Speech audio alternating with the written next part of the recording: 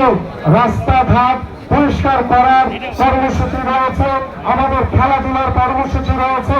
আমি আপনাদেরকে আজকে আহ্বান করছি, আগামী 6 তারিখ ধানমন্ডি ক্লাব মাঠে আমাদের ঢাকা মহানগর উত্তর এবং দক্ষিণের আমাদের যারা মহানগর বডিতে রয়েছেন তাদের ভিতরে 2টি টিম করে আমরা প্রতিষ্ঠা বার্ষিকী উপলক্ষে একটি প্রীতি ফুটবল ম্যাচ খেলব এবং আপনারা সকল মিডিয়ার ভাইরা এবং সকল নেতৃবৃন্দ আপনারা সেখানে আমন্ত্রিত।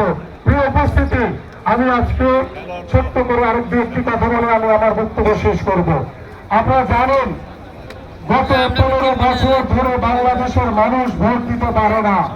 গত 15 বছর ধরে বাংলাদেশ জাতীয়তাবাদী দল বিএনপির ভারপ্রাপ্ত চেয়ারম্যান জনাব তারেক রহমানের নেতৃত্বে আমরা আন্দোলন করেছি, সংগ্রাম করেছি।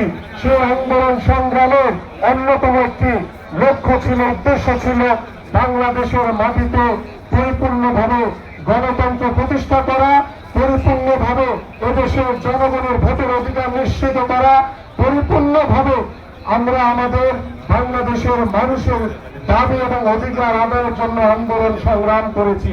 এবং সেই আন্দোলন সংগ্রামে আমরা বারংবার ওই স্বৈরাচারকে বলছিলাম যে বাংলাদেশের মাটিতে একটি অবাধ, সুষ্ঠু, নিরপেক্ষ নির্বাচন দরকার। কিন্তু ওই স্বৈরাচার সরকার তারা নিজেরা জোর করে ক্ষমতা